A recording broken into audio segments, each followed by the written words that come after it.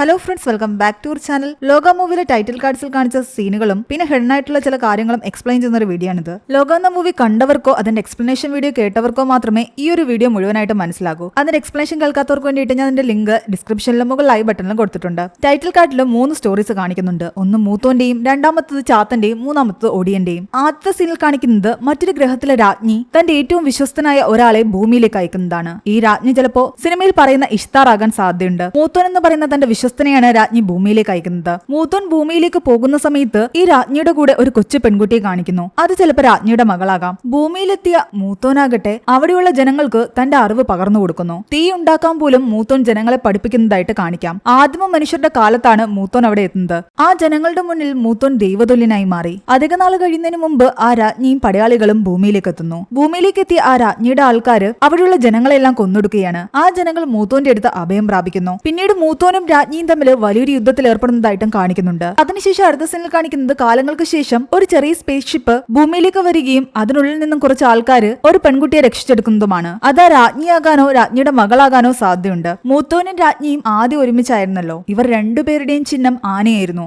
രാജ്ഞിയുടെ മകളുടെ പേരാകാം ഇഷ്താർ എന്നുള്ളത്. ഇഷ്താറിന്റെ ആൾക്കാര് നിന്നെ ആക്രമിക്കാൻ വരുന്നുണ്ടെന്നാണ് പ്രകാശ് മൂവിയുടെ തുടക്കത്തിൽ ചന്ദ്രയോട് പറയുന്നത്. അങ്ങനെ ആക്രമിക്കാൻ വന്ന ആ ലേഡി ഇട്ടിരുന്ന വസ്ത്രത്തിലും ആനയുടെ ചിഹ്നമുണ്ടായിരുന്നു. അതുപോലെ തന്നെ മൂത്തോന്റെ ദണ്ടിലും ആനയുടെ ചിഹ്നം കാണിക്കുന്നുണ്ട്. സ്വീഡനിലായിരുന്ന നീലിയെ മൂത്തോൻ വിളിച്ചു വരുത്തുന്നത് ഒരു വലിയ യുദ്ധത്തിന് വേണ്ടിയിട്ടാണ്. കുറെ കാലമായിട്ട് പ്രശ്നമൊന്നും ഇല്ലാതെ പോയിരുന്ന ലോകത്ത് എന്തൊക്കെയോ പ്രശ്നങ്ങൾ വന്നത് കാരണം അതിനെ നേരിടാനാണ് നീലിയെ മൂത്തോൻ വിളിച്ചു വരുത്തുന്നത്. ഇനി നീലി ആ ഗുഹയിലേക്ക് കയറി പോകുന്ന സമയത്ത് നീലിയെ വവ്വാല് കടിക്കുന്ന ഒരു സീനുണ്ടല്ലോ. ആ ഒരു സീനില് തലയില്ലാത്തൊരു പ്രതിമ കാണിക്കുന്നുണ്ട്. ആ പ്രതിമയുടെ വസ്ത്രധാരണ രീതിയിൽ നിന്ന് തന്നെ നമുക്ക് മനസ്സിലാകും അത് സാധാരണ ഭൂമിയിൽ ജീവിച്ചിരിക്കുന്ന സ്ത്രീകളുടെ ഒരു വസ്ത്രധാരണ രീതിയല്ലാന്ന്. ഒരുപക്ഷെ അത് ഇഷ്താറിന്റെ പ്രതിമയാകാം. വർഷങ്ങൾക്ക് മുമ്പ് അവിടെ നടന്ന യുദ്ധത്തിന്റെ ഫലമായിട്ട് ആ പ്രതിമ ആരെങ്കിലും തകർത്തതാകാം. മൂത്തോന്റെ കഥയ്ക്ക് ശേഷം പിന്നീട് കാണിക്കുന്നത് ചാത്തന്മാരുടെ കഥയാണ്. ചാത്തന്മാര് എങ്ങനെയാണ് വന്നതെന്നുള്ളത് ഈ ടൈറ്റിൽ കാർഡിൽ കാണിക്കുന്നില്ല. ഒരേ രൂപത്തിലുള്ള കുറെ കുട്ടികൾ ജനങ്ങളെ ആക്രമിക്കുന്നതും കൊന്നൊടുക്കുന്നതുമാണ് അതിൽ കാണിക്കുന്നത്. ജനങ്ങൾക്ക് വലിയ ശല്യമുണ്ടാക്കുന്ന ഈ ചാത്തന്മാരെ മൂത്തോൻ ആക്രമിക്കുന്നു. മൂത്തോന്റെ അക്രമത്തില് കുറേയധികം ചാത്തന്മാർ മരിച്ചു. പക്ഷേ മൂത്തോന്റെ കയ്യിൽ നിന്ന് രക്ഷപ്പെട്ടു പോയ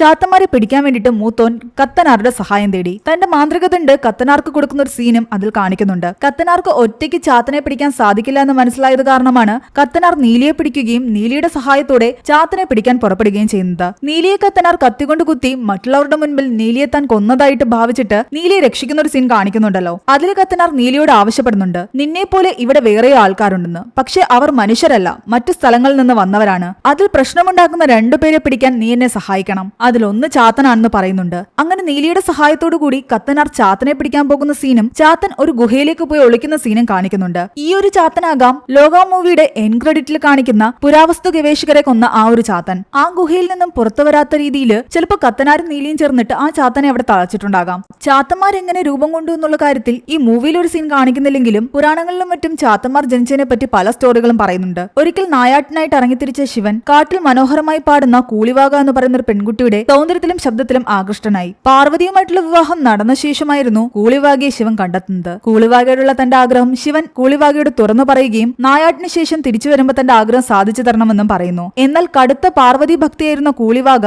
തന്റെ ഈ പ്രശ്നം പാർവതിയോട് അവതരിപ്പിക്കുന്നു. അവളുടെ സങ്കടം മനസ്സിലാക്കിയ പാർവതി ദേവി കൂളിവാകയോട് പറയുന്നുണ്ട്, ശിവനുമായിട്ടുള്ള നിന്റെ കൂടിക്കാഴ്ച നേരത്തെ തന്നെ നിശ്ചയിച്ചതാണെന്ന്. മുൻജന്മത്തിൽ കൂളിവാക മനസ്സിനി എന്ന് പറയുന്ന പാർവതിയുടെ ഒരു ദാസിയായിരുന്നു. പാർവതി ഇല്ലാത്ത സമയത്ത് വിശന്നു കരഞ്ഞ ഗണപതിയെ മനസ്സിനി അന്ന് മുലയൂട്ടി. തന്റെ ദാസി തന്റെ മകന് മുലയൂട്ടിയത് പാർവതിക്ക് ഇഷ്ടപ്പെട്ടില്ല. അന്ന് പാർവതി മനസ്സിനെ ശപിച്ചു, അടുത്ത ജന്മം നീ ഒരു താഴ്ന്ന ജാതിയിൽ ജനിക്കട്ടെ. അതിന്റെ ഫലമായിട്ടാണ് കൂളിവാക താഴ്ന്ന ജാതിയിൽ ജനിച്ചത്. പാർവതിയെ ആരാധിച്ചിരുന്ന കൂളിവാകയുടെ പ്രശ്നത്തിന് പാർവതി തന്നെ ഒരു പരിഹാരം പറഞ്ഞു കൊടുക്കുന്നു. കൂളിവാകയെ അവിടെ നിന്നും പറഞ്ഞു വിട്ടിട്ട് അവളുടെ രൂപം സ്വീകരിച്ച് ശിവനെ കാത്ത് അവിടെ പാർവതി തന്നെ നിന്നു. അങ്ങനെ കൂളിവാകയുടെ രൂപത്തിൽ നിന്ന പാർവതിക്ക് ശിവനിലുണ്ടായ കുട്ടിയെ പാർവതി കൂളിവാകയെ തന്നെ ഏൽപ്പിച്ച് അവിടെ നിന്നും പോയി. ആ കുഞ്ഞിന് അമ്മയായ കൂളിവാകയാകട്ടെ അതിന് ചാത്തൻ എന്ന് പേരിട്ടു. കുഞ്ഞിന്റെ സംരക്ഷണത്തിന് ശിവൻ ഒരു കാട്ടുപോത്തിനെയും കൂടി കൊടുത്തിട്ടാണ് പോയത്. ആ കാട്ടുപോത്തിന്റെ മുകളിൽ കയറി ചാത്തൻ സഞ്ചരിക്കുമായിരുന്നു. അങ്ങനെ ചാത്തന്റെ 7ാം ജന്മദിനത്തിന്റെ അന്ന് നാരദമുനി പ്രത്യക്ഷപ്പെട്ട് കൂളിവാകയോട് പറയുന്നു, ചാത്തന്റെ ജന്മരഹസ്യം എല്ലാവരോടും പറയണമെന്ന്. അങ്ങനെ ചാത്തന്റെ ജന്മരഹസ്യം അറിഞ്ഞ ചാത്തനാകട്ടെ തന്റെ യഥാർത്ഥ അച്ഛനും അമ്മയായ ശിവനെയും പാർവതിയും കാണാൻ വേണ്ടിയിട്ട് കൈലാസത്തിലേക്ക് പോകുന്നു. താഴ്ന്ന ജാതിയിലുള്ള ആൾക്കാരുടെ രൂപത്തിൽ പോയി കഴിഞ്ഞാൽ ശിവന്റെ അനുയായി നന്ദികേശൻ തന്നെ ഉള്ളിലേക്ക് കയറ്റിവിടില്ലാന്ന് പേടിച്ചിട്ട് മഹാവിഷ്ണുവിന്റെ വേഷത്തിലാണ് ചാത്തൻ ഉള്ളിലേക്ക് കടക്കുന്നത്. തങ്ങളെ കാണാനെത്തിയ ചാത്തനെ ശിവനും പാർവതിയും സ്വീകരിച്ചു.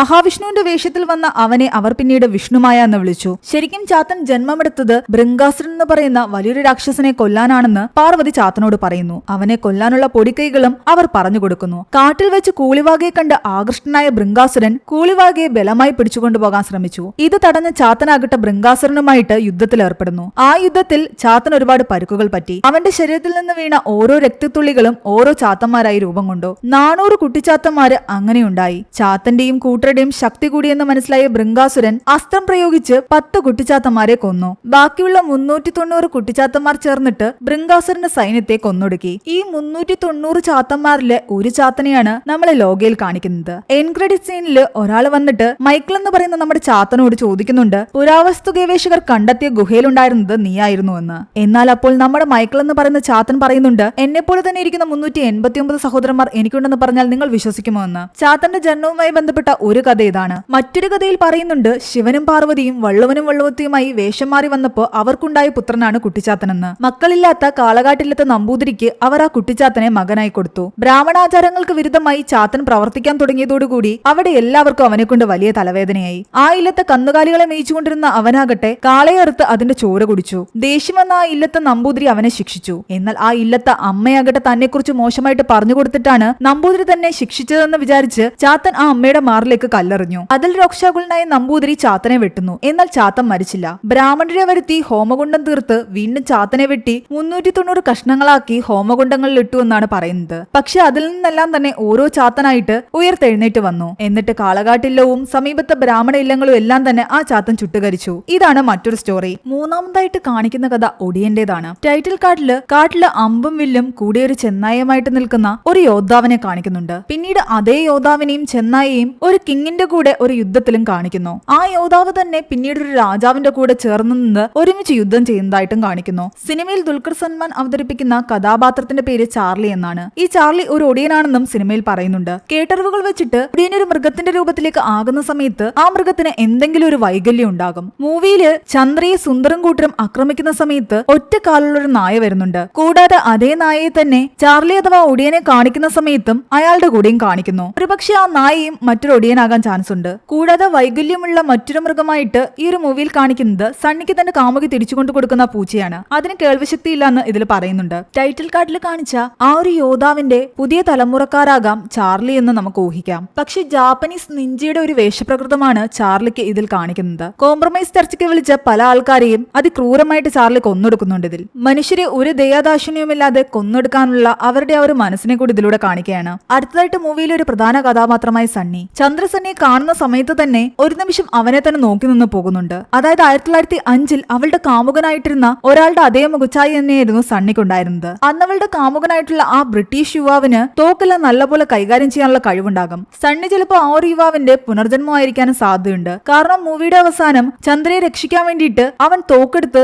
എതിരാളികളെ ഷൂട്ട് ചെയ്യുന്ന ഒരു സീനുണ്ട്. കറക്റ്റായിട്ട് അവരുടെ ശരീരത്തിൽ കൊള്ളിക്കാനും അവന് സാധിച്ചിട്ടുണ്ട്. തോക്ക് നേരത്തെ തന്നെ ഉപയോഗിച്ച് പരിചയമുള്ള ഒരാൾക്ക് അത്ര ഉന്നത്തിൽ വെടിവെക്കാൻ സാധിക്കൂ. വെടികൊണ്ട് ഹോസ്പിറ്റലിൽ കിടന്ന സണ്ണിയുടെ തലയിൽ എന്തൊക്കെയോ സൗണ്ട് കേൾക്കുന്നതായിട്ട് പറഞ്ഞിട്ടുണ്ടായിരുന്നില്ലേ? അത് മോർഫിൻ ഇഞ്ചക്ഷൻ എടുത്തതിന്റെ ഭാഗമായിട്ട് കേൾക്കുന്നതാണെന്നാണ് ചന്ദ്ര അവനോട് പറഞ്ഞത്. ചിലപ്പോൾ ആ കേൾക്കുന്ന സൗണ്ടും അവന്റെ പൂർവ്വജന്മവുമായിട്ട് എന്തെങ്കിലുമൊക്കെ ഒരു ബന്ധമുണ്ടാകാൻ സാധ്യതയുണ്ട്. മൂവിയിൽ വർഗീസ് കുര്യൻ എന്ന് പറയുന്ന ആ ഡോക്ടർ ഉണ്ടല്ലോ, തന്റെ കൊച്ചുമകളോട് കഥ പറഞ്ഞു കൊടുക്കുന്നത്. അയാളുടെ കൊച്ചുമകളെ കാണിക്കുമ്പോൾ ആ കുട്ടിക്ക് എന്തോ വലിയൊരു അസുഖമുള്ളതായിട്ട് കാണിക്കുന്നത്. ഒരുപക്ഷെ ആ കുട്ടിയെ രക്ഷിക്കാനായിരിക്കാം ഇൻഫെക്റ്റഡ് ആയിട്ടുള്ള നാച്ചിയപ്പയുടെ രക്തം അയാൾ കളക്ട് ചെയ്തുകൊണ്ട് പോയത്. മരണത്തെ തോൽപ്പിക്കാനുള്ള കഴിവ് ആ രക്തത്തിനുണ്ടായിരുന്നു. ഇനി മൂവിയിൽ ഒരുപാട് കൺഫ്യൂഷൻ ഉണ്ടാക്കിയ ഒരു ഭാഗമാണ് ഗ്യാങ്സ്റ്ററും പൊളിറ്റീഷ്യനുമായിട്ടുള്ള ഗജേന്ദ്രനും മിനിസ്റ്ററെ കാണാൻ വന്ന രാജാവിന്റെ ഫേസ് കൊട്ടുള്ള വ്യക്തിയും. ഇവർ രണ്ടുപേരും ഒരാളാണെന്നാണ് പലരും പറയുന്നത്. ചന്ദ്രയെ ആക്രമിക്കുകയും ചന്ദ്ര കൊല്ലുകയും ചെയ്ത സുന്ദറിന്റെ സഹോദരനാണ് ഗജേന്ദ്രൻ എന്ന് കത്തനാറിന്റെ പുതിയ തലമുറക്കാരനായ ജോണി വന്ന് ചന്ദ്രയോട് പറയുന്ന സീൻ നമ്മളെ കാണിക്കുന്നുണ്ട്. അപ്പോൾ സുന്ദറിന്റെ ചേട്ടനാണ് ഗജേന്ദ്രൻ എന്ന് ഉറപ്പിക്കാം. ഇതേ ഗജേന്ദ്ര തന്നെയാണ്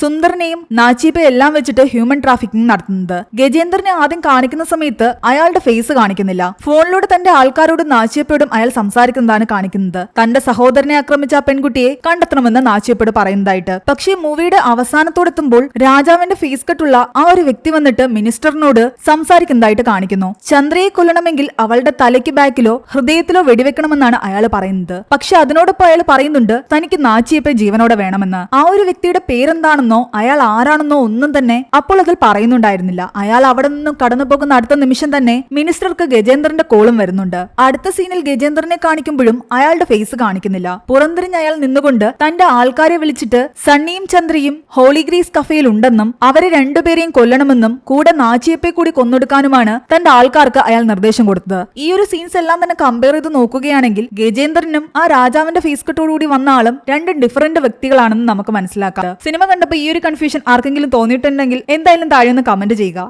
ഇതിനൊരു ക്ലാരിഫിക്കേഷൻ തരാൻ ആർക്കെങ്കിലും പറ്റുവാണെങ്കിൽ അതുകൂടി ഒന്ന് കമന്റ് ചെയ്യാൻ മറക്കണ്ട. കുറെ തവണ ഈ ഒരു മൂവി കണ്ടിട്ട് എനിക്ക് തോന്നിയ കാര്യങ്ങൾ മാത്രമാണ് ഞാൻ ഈ ഒരു വീഡിയോയിൽ ഉൾപ്പെടുത്തിയിരിക്കുന്നത്. സിനിമ കാണുന്ന മറ്റുള്ളവർക്ക് വേറെ പല രീതിയിലും ഈ ഒരു ടൈറ്റിൽ കാർഡ് എക്സ്പ്ലെയിൻ ചെയ്യാൻ പറ്റുമായിരിക്കും. അപ്പോൾ നിങ്ങൾ കണ്ടെത്തിയ കണ്ടെത്തലുകളെല്ലാം തന്നെ താഴെ കമന്റ് ബോക്സിലും പങ്കുവെക്കാൻ മറക്കണ്ട.